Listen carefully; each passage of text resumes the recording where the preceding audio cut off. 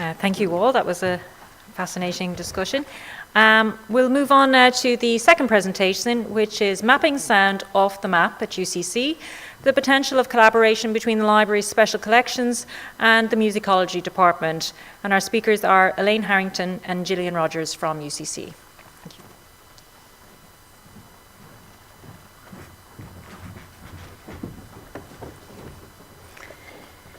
In December of 2016, I came into Elaine's office in UCC Library's Special Collections to hear her thoughts on an MA module in sound studies that I was slated to teach the following semester. I was interested in having students complete a sound scavenger hunt around Cork City, but Elaine changed all of this when she suggested that instead of a scavenger hunt, perhaps we could develop a project in which students, and the two of us, would choose various locations in the city and consider them sonically, both in terms of historical and geographical space. I loved this idea, and we ran with it.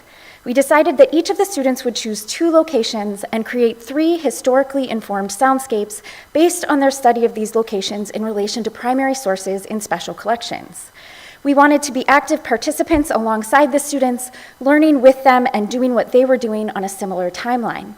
And even at this early stage, we discussed the possibility of this being a much larger, multi-year project, leading us to conceive of this module as a kind of experimental space, a lab, if you will, to figure out what we would need for a project like this to succeed, and to see what kinds of questions and ideas might emerge from considering sound historically through special collections.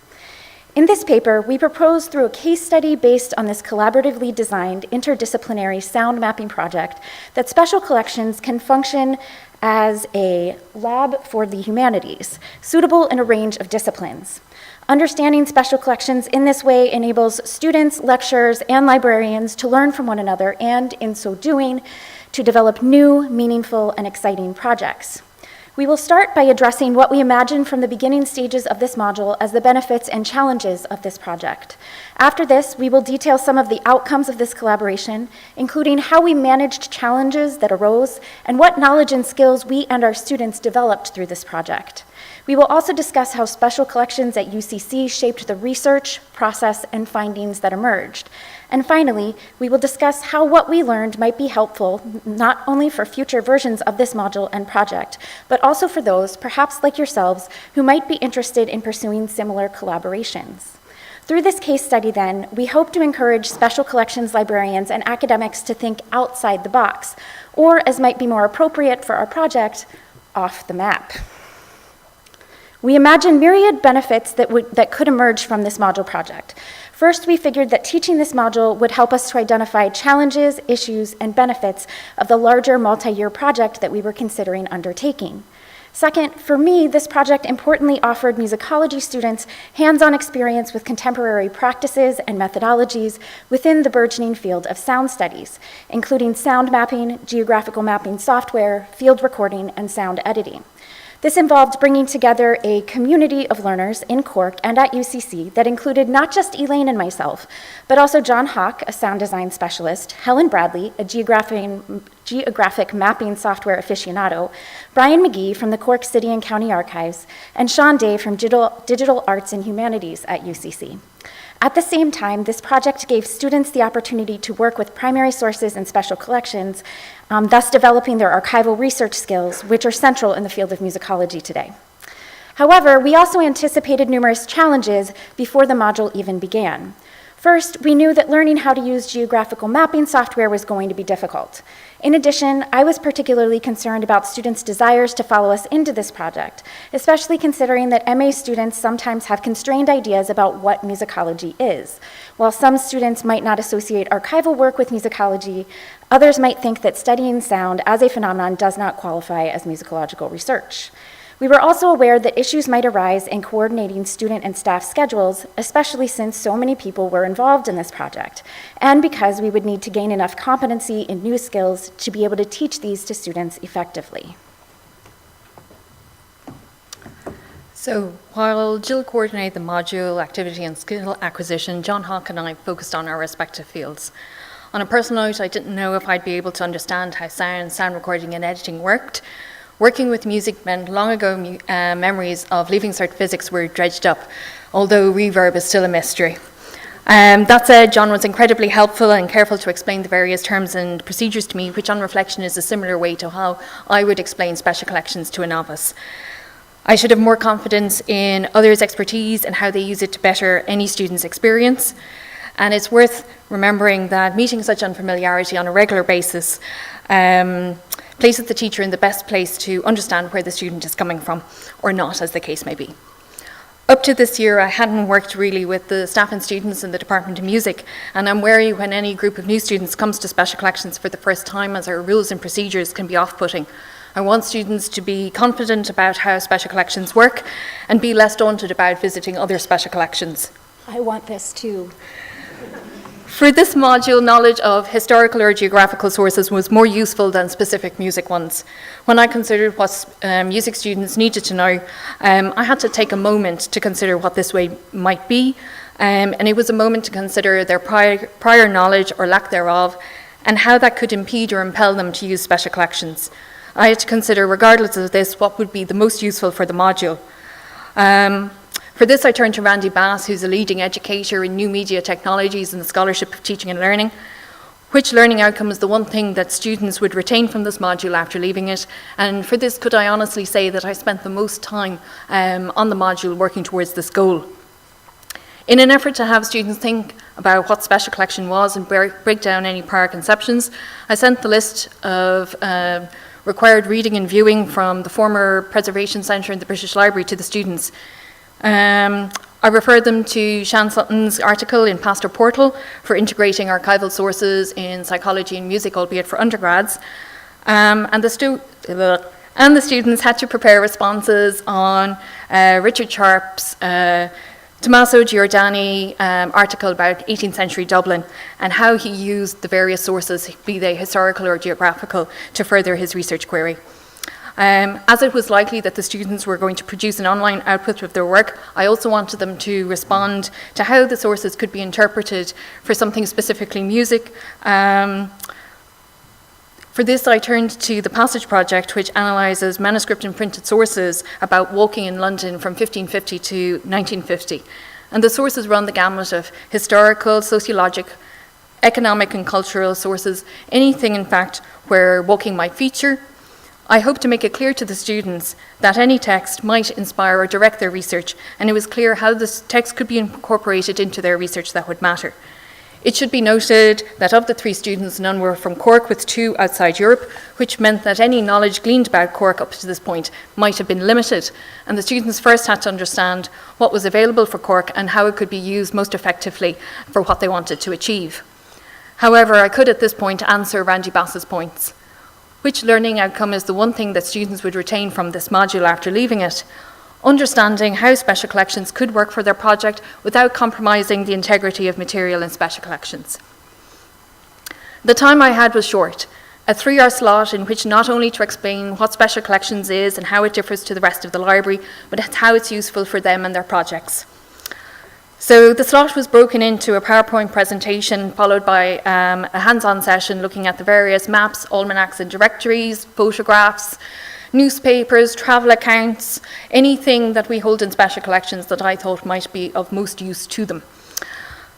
John had alerted Jill and myself to a number of BFI and Pathé videos showing Patrick Street in 1902 and 1927. And using the videos as a jumping off point, I selected a range of special collections material, be it textual, visual or audiovisual, to complement these 2 videos. I hope this would further illuminate to the students how many different sources could be used to do research on a particular street. And it was clear from physically holding a travel account, which talked about how stinky Cork was in the mid-19th century, that the sources were made real for them. Equally seeing from a Cork directory that there were 37 people teaching piano in 1907 compared to 4 people teaching French, meant that the sources came alive and it could be used most judiciously within their activities. Given our initial goals, this sound mapping project was fairly successful. As Elaine put it at one point, nobody died. Everyone involved in the project learned a lot, not only in terms of new skills and bodies of knowledge related to studying sound, but also in terms of local Cork history. Moreover, Elaine, in working with music, learned about field recording and sound editing through 2 workshops that John Hawk and I organized as part of the module. In the first of these, John presented some basic principles and practices of sound recording, and then attendees visited Cork's Fitzgerald Park in order to record sound.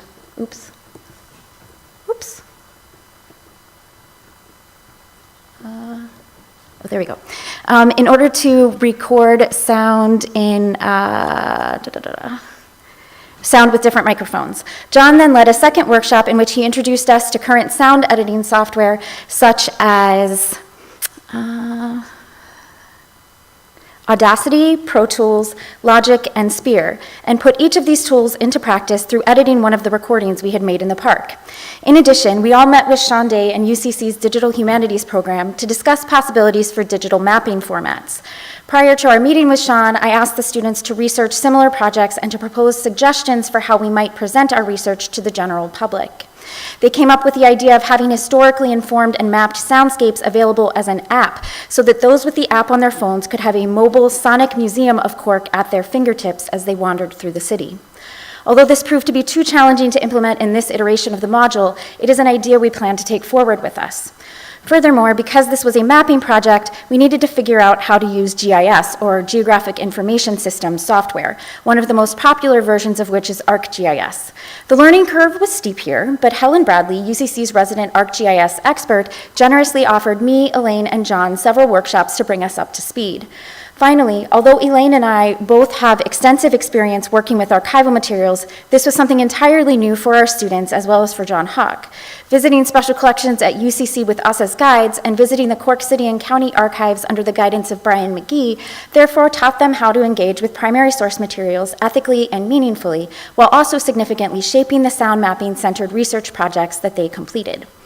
One of the most significant outcomes of this project is that by working with the sources in special collections, students came up with incredible projects informed by local history, thus demonstrating how sources can substantially shape research questions and results.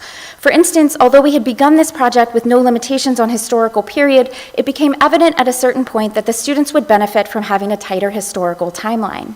Thus, through examining Cork history, the secondary source materials in the Boole Library, film evidence, and materials in UCC's Library Special Collections, such as maps of various years, letters, diaries, travel accounts, concert programs, and materials related to the 1902 Cork Exhibition, we decided to focus on the period between 1900 and 1930, with a particular focus on 2 events, the Cork International Exhibition of 1902 and the burning of Cork in 1920. In the end, not all of the students focused on these periods, but they played at least some role in the projects that they created. One student, for instance, developed a project around Cork's English market, in which he followed one vendor through the market in 3 different years, 1902, 1912, and 1932, demonstrating through a podcast and 3 historically informed soundscapes the ways in which changes in the market and Cork City's transportation, water, and power infrastructures altered the markets and the city's sonic environment. Another student completed a project on the burning of Cork, a key event in Ireland's and Cork's revolutionary history. She used first-hand accounts of the events as well as almanacs that indicated which shops were located where on George's Street, now Oliver Plunkett Street, to create historically informed and emotionally evocative soundscapes, a story map, and a podcast detailing what standing on this street in the midst of the fire might have sounded like. Yet another student considered sound from an ecological perspective through studying maps of Cork from 1750, 1801, and 1852 in relation to bird almanacs. These sources allowed him to determine how soundscapes in Cork City changed over time due to environmental changes that rendered changes in bird populations. Thus, one of the most significant realizations to come out of witnessing the intersection of UCC Library's special collections and investigations into Cork's sonic history was the wide range of projects that might emerge from a somewhat narrow time period and relevant sources. However, another benefit of our collaboration was the development of new research areas of interest based on our own deep engagement throughout the semester with the sources available in the UCC Library's special collections. For instance, we created an extensive list of primary sources available in the UCC Library, the Library Special Collections, and the Cork City and County Archives that we gave to the students, but will really be a more useful tool for us as we're imagining and planning our larger multi-year project. Moreover, I became especially fascinated by the 1902 Cork International Exhibition, and in examining the materials we have in special collections regarding the exhibition, realized that this topic is rich enough in terms of the sound world that it created that it could be the sole focus of a sound mapping project in a future iteration of the Sound Studies module. From working with music, not just on this module, I've learned that public engagement is often quite an important part of studying music. The choices that the students made for their research projects show this. I showed similar sources to students in the School of History who examined the English market as part of the MA in local history, and the Burning of Cork for a third-year module, and the MA in the Revolution as part of the School of History. And there are also transition year students who visit from the School of Biological, Earth and Environmental Sciences, who see volumes from George Buffon's Histoire Naturelle des Oiseaux, but never from the perspective of how the students can be engaged in public engagement. It is possible that such collaboration may occur on future occasions. Sound studies was completely new to me, and I had a steep learning curve, but one which was immediately utilised by a different module in the School of History, where for an online student exhibition, and shameless plug here, it's currently on the Riverside blog, I edited a sound recording and matched it to an image. As the audio played, the image scrolled in tandem with the sound, and just personally, that's quite the feat. This would have been made much more difficult without John's classes on sound editing and recording. Furthermore, studying sound and how it's constructed and viewed in the world has forced me to consider how sound is viewed in library land. Too often, sound is viewed as a negative, a view played on by Martin and Ronan with the name of their radio show Shush, and any investigations into sound in libraries have focused on measuring sound with a view to lowering it as it can impede activity and or staff well-being. This in part is because libraries have often been seen as places for quiet. However, changing activity in libraries means the sound patterns have changed to reflect these new activities, and we must accept that there is a spectrum of noise, be it quiet, loud, and in between, and each fulfills a separate function within the library. I've considered how other libraries use sound in non-negative contexts. Goldsmith Library in London some years ago featured an exhibition on sound.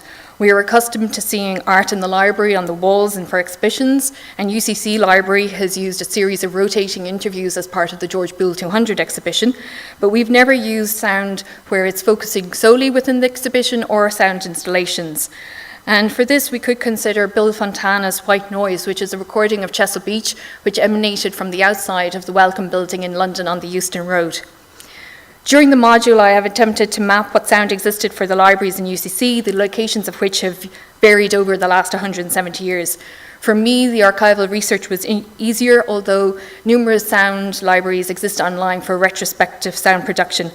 To the best of my knowledge, there is no project which has mapped library sounds across Ireland historically and how they have changed, and if anyone is interested, please contact me.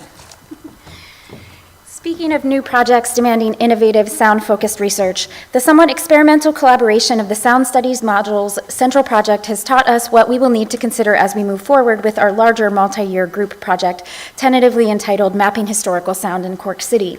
In addition to realizing that we work well together, in this first iteration of the module and project, Elaine and I were able to learn a lot of the basic skills, for instance in geographical mapping, sound recording and editing, that we can take to the next level as we move forward. Perhaps most importantly, the collaboration between the staff and students involved in this module has given us a wealth of ideas about the topics, spaces, and events that might be covered in our larger project, as well as what resources we will need to accomplish this project, who in UCC and beyond are advocates of the work that we're interested in doing, and some of the really creative and exciting ways we might present our research to the public.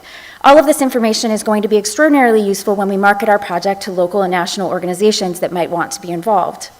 Looking back on the first iteration of this module and our mapping project, one of the most important realizations I have had is that the materials in UCC's special collections, in being unique and very often tied to local history, have special relevance for students, holding the potential to stimulate their intellectual curiosity. Because of this, whole modules, individual class sessions within modules, or even threads throughout the entire music curriculum, especially at an institution like UCC that was the first and is still one of the most prestigious places to offer third-level study of Irish traditional music, could be meaningful meaningfully structured around materials in UCC special collections, such as the guides to the 1902 Cork International Exhibition, programs from the Cork Opera House, or Hennebrys wax cylinders. Engagement with these sources and special collections thus has the potential to give students opportunities to connect with local history, while also teaching them that history does not exist in a vacuum, but rather is something created by people who engage with the traces of life left behind. In this way, engaging with special collections enables students to develop important critical thinking skills. Building on what Jill has mentioned about creating new modules and threads meaningfully structured around special collections materials, this has been tested to a small level with Dr. Melanie Marshall's first-year group studying music at university. Students had to critically assess a special collections or archives item as an artefact and then create a publicly produced assessment based on that artefact. Although students were first years and not MA students, the range of activities was most interesting. For example, they produced a website on Richard Hennebrys and the field recordings on wax cylinders, a video about George Boole's involvement with music, and Alois Fleischmann and the music department a video on that too. For me, as with this first iteration of the Sound Studies module, new ways of using special collections were identified and new target groups previously unconsidered were identified. Collaborating with new department brings wider exposure and new opportunities that may not have been considered based on previous experiences with other departments. Working with Jill on this module has provided me with the opportunity to be involved with the planning of a module from the beginning. However, I have to consider what other possibilities special collections or the library are missing, and this varies from engaging with different technologies to leveraging existing collections and sources to the ability to imagine and deal with these technologies through a variety of gaps, be it falling staff numbers or, in my case, for using GIS, a lack of skills. In short, Special Collections has functioned as an experimental lab for the humanities, demonstrating that special collections is not merely about the old or the rare or the old and rare, but is also about new ways of doing things. The successful projects that are outputs of this module prove that special collections and historical study from a musical perspective can work in a symbiotic relationship, not merely in terms of the project itself, but in terms of each staff member participating in all activities so that we can learn from each other and share information, skills and tools from other disciplines with our own discipline set and in turn reuse with other disciplines. Thank you.